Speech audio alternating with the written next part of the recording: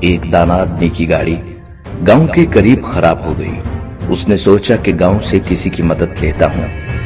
وہ جیسے ہی گاؤں میں داخل ہوا تو اس نے دیکھا ایک بوڑھا شخص چارپائی پر بیٹھا ہے اور اس کے قریب مرغیاں دانا چگ رہی ہیں۔ ان مرغیوں میں ایک باز کا بچہ بھی ہے جو مرغیوں کی طرح دانے چگ رہا ہے۔ وہ حیران ہوا اور اپنی گاڑی کو بھول کر اس بوڑھے شخص سے کہنے لگا کہ یہ کیسے خلاف قدرت ممکن ہوا کہ ایک باز کا بچہ زمین پر مرغیوں کے ساتھ دانے چگ رہا ہے۔ تو اس بوڑھے شخص نے کہا، دراصل یہ باز کا بچہ صرف ایک دن کا تھا۔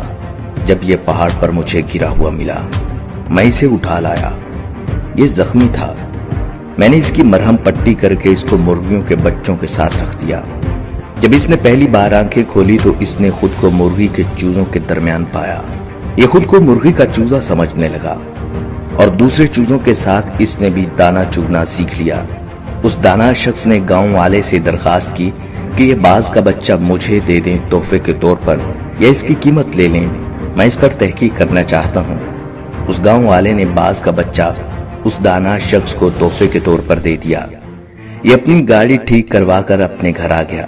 وہ روزانہ باز کے بچے کو چھت سے نیچے پھینک دیا کرتا، مگر وہ باز کا بچہ مرغی کی طرح اپنے پروں کو سکیڑ کر گردن میں چھپا لیتا۔ وہ روزانہ بلا ناغہ باز کے بچے کو اپنے سامنے ٹیبل پر بٹھاتا اور اسے کہتا، تو باز کا بچہ ہے، مرغی کا بچہ نہیں، اپنی پہچان کر۔ اسی طرح اس نے کئی دن تک اردو، پنجابی، سندھی، سرائکی، پشتو ہر زبان میں اس بچے کو کہا کہ تو باز کا بچہ ہے، مرغی کا نہیں، اپنی پہچان کر، اپنے آپ کو پہچاننے کی کوشش کرو۔ آخرکار وہ دانا شخص ایک دن باز کے بچے کو لے کر ایک بلند ترین پہاڑ پر چلا گیا اور اسے کہنے لگا کہ خود کو پہچاننے کی کوشش کرو، تم باز کے بچے ہو۔ اور اس شخص نے یہ کہہ کر باز کے بچے کو پہاڑ کی بلندی سے نیچے پھینک دیا۔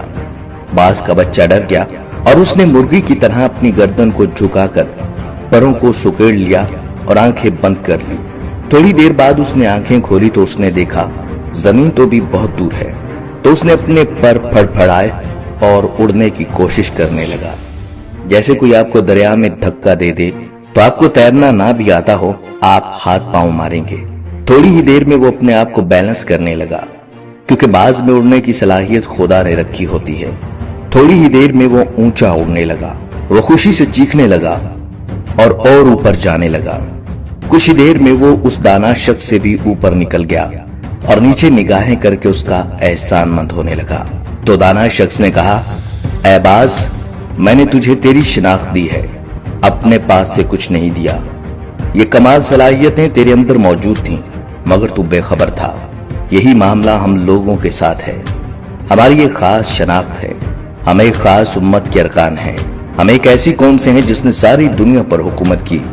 ہمارے اندر اللہ رب العزت نے بے پناہ صلاحیتیں رکھی ہیں، مگر مسئلہ یہ ہے کہ ہمارے ارد گرد بے شمار مرغیاں ہیں، جن میں ہمارے ٹی وی چینل اور اخبارات بھی شامل ہیں، جو مسلسل ہم کو بتاتے ہیں کہ ہم باز کے بچے نہیں، مرغی کے بچے ہیں، جو مسلسل بتاتے ہیں کہ تم سپر پاور نہیں ہو، سپر پاور کوئی اور ہے، جو مسلسل یہ بتاتے ہیں کہ تم بہادر اور طاقتور نہیں ہو، بلکہ بزدل ہو، کمزور ہو، جو کچھ نہیں کر سکتے۔